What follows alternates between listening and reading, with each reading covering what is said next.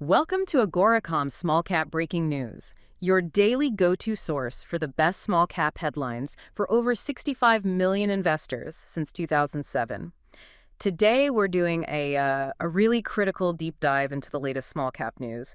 Our mission is pure distillation. We're skipping the fluff. We're jumping straight into the numbers that matter, the financials, the drill data, the actual facts that should make you want to dig deeper. We're looking for proof, whether that's in dollars of recurring revenue or meters of gold in the ground. And that focus is just so essential right now.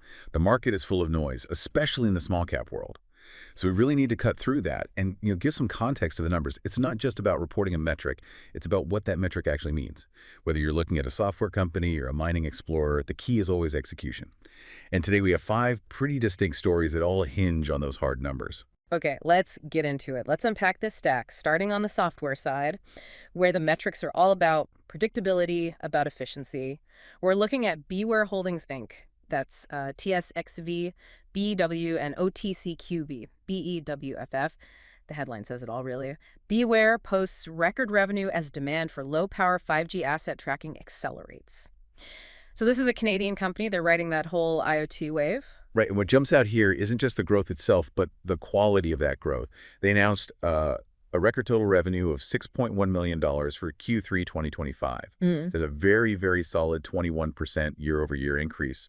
But for a tech company like this, you have to look past just the sales number. You're talking about the annual recurring revenue, the ARR. Exactly. That's the key metric. They reported an ARR of about $8.6 million at the end of the quarter, and that was also up 21% from the year before.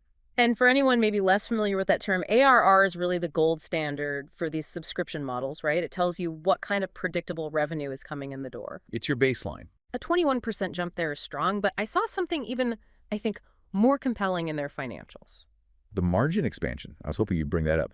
That is the definition of operational leverage. Worry. So you see revenue and ARR grew at 21%, but their gross profit, that saw a huge 42% year-over-year jump. It climbed to over $2 million. It tells you they're not just selling more, they've actually improved their cost structure. Yeah. They mentioned tweaking their supply chain management. That jump is crucial. Absolutely, because when you're scaling, if your costs grow slower than your revenue, that margin expansion flows right to the bottom line. And we saw that. It translated into a record adjusted EBITDA of over $800,000, also up 21%, and then net income just shot up 38%. The CEO, Owen Moore, he even talked about that torque in our business model. Oh. And the COO, Chris Penzuk, he specifically called out that 42% gross profit jump as the key sign they're maturing operationally. It's just a very disciplined story. They found efficiencies, and now they're seeing that cash flow benefit. And this really sets a high bar as we shift gears. We're going from the predictability of $8.6 million in recurring revenue to the high leverage world of mineral exploration, a totally different game. Let's do it. From stable software growth to high stakes discovery in Alaska, we are now looking at Tectonic Metals, Inc. That's TSXV, TECT, and OTCQB, TITO. Their headline: Tectonic Metals reports strong 2025 drill results, advancing Alaska gold project toward maiden resource. The focus here is a target called Chicken Mountain. They're positioning this as a massive open pit heap leach operation. And it's probably worth just quickly explaining that jargon. When we say bulk tonnage, you should be thinking huge volumes of rock, but with relatively lower grades of gold. So it's all about scale. It's all about scale. Oh. And heap leaching is just a low-cost way to get that gold out. So for this to work, you need size and you need continuity. And the early data seems to support that scale thesis. I mean, these are results from only 10 of 79 holes, but the widths are just, they're impressive. Let's focus on one hole, CMD 25011. It hit 1.46 grams per ton gold over 26 meters. Which is good, but that was inside a much wider interval of 0.69 grams per ton over almost 125 meters. And that's the number, 125 meters of continuous gold mineralization.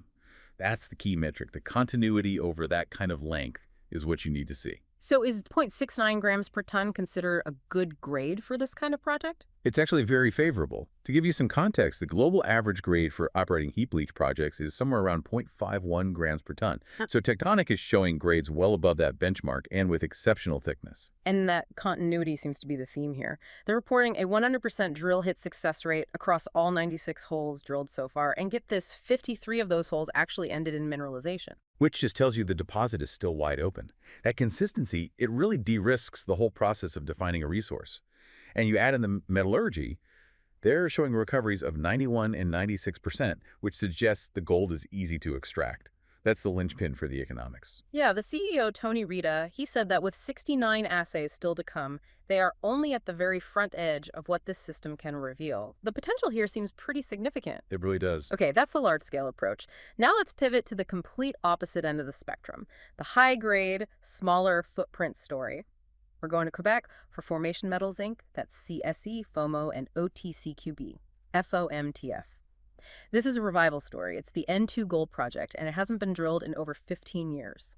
Headline: Formation Metals reports visible gold in Maiden drill program at N2 Gold Project, signaling high-grade potential in Quebec. So this immediately contrasts with Tectonic. They're not focused on volume. They are hunting for value per ton. And the key metric here is visual. It's the discovery of visible gold. So actual flecks of gold you can see in the drill core. Exactly. They confirmed it in 2 of their early holes, and in one of them, N2-25013, they saw a larger zone of it within a mineralized interval of almost 31 meters. It's just a very, very strong indicator of high-grade potential. It also hints at the style of mineralization, probably narrower veins, which is pretty classic for these old Quebec gold camps. But the historical context is what really makes this interesting. The project has a historic resource of around 871,000 ounces. But that was defined when gold prices were completely different. That's the crucial point. When this was last explored back around 2008, gold was, what, a fraction of what it is today? The price jump just fundamentally changes the economics. Yeah, way back then. What might have been barely economic 15 years ago could be hugely profitable now. It allows them to be much more aggressive with their drilling. And they are backing that up with capital. They said they have $13.7 million in working capital, 0 debt, and they're funding a huge 30,000-meter drill program. Right. And you see that confidence from the CEO, Deepak Varshney. He said the visible gold shows very strong high-grade potential, and the timing is perfect for N2. The whole thesis is proving up old ounces that are now turbocharged by today's metal prices. Okay, let's move on to another major mineral belt, the big copper-gold porphyry systems in British Columbia. We're turning to TDG Gold Corp. Tickers are TSXV, TDG, and OTCQX, TDGGF. Now, TDG is in the Two-Dogon district, right next to a major new discovery by Freeport-McMoRan. Their headline, TDG Gold extends Aurora mineralization, underscoring copper-gold scale in BC. So this is another scale play, but it introduces that all-important co-product metric. A porphyry system is just this massive geological engine that creates these enormous long-life deposits of copper and often gold with it. And TDG is trying to prove that their system is continuous with that big discovery next door. And they're doing it with some really impressive step-out drill lengths. For example, hole TDG 25009, it extended the zone 50 meters west and hit 1.26 grams per ton gold and 0.29% copper over 82.3 meters. And that combination of gold and copper is so important. In many of these systems, the copper really drives the economics, and the gold is the valuable kicker on top. Right. It makes the whole project more robust.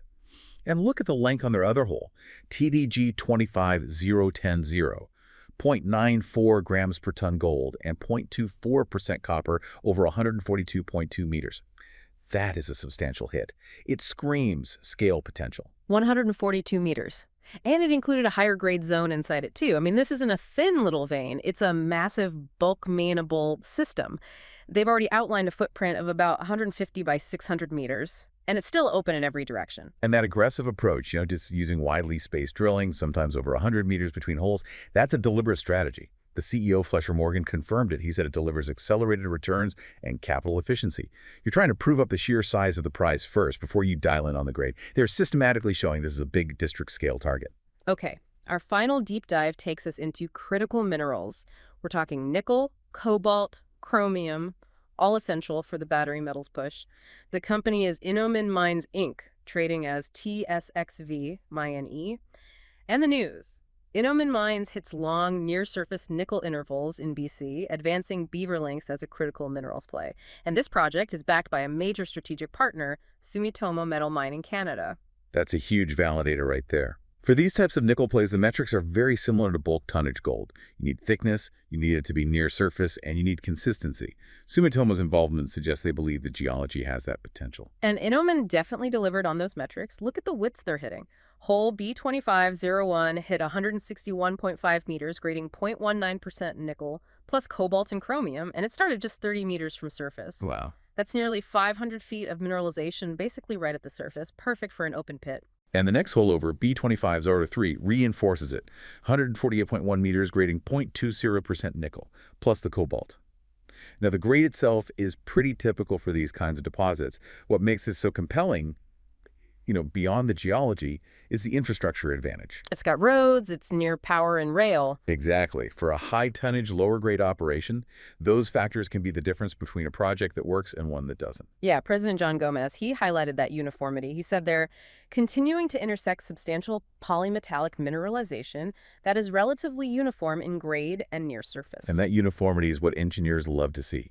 It means they can model the resource with confidence. It's a critical mineral story where the metrics are all pointing to scale and accessibility. So we've really covered a dynamic spectrum today. On one hand, you have the predictable growth of a tech company like BeWhere. I mean, that 42% jump in gross profit margin is serious.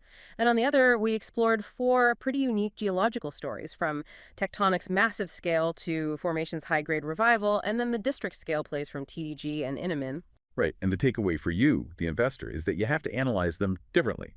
The tech story, it relies on the mathematical certainty of that $8.6 million in annual recurring revenue. That provides a sort of value floor, the exploration stories.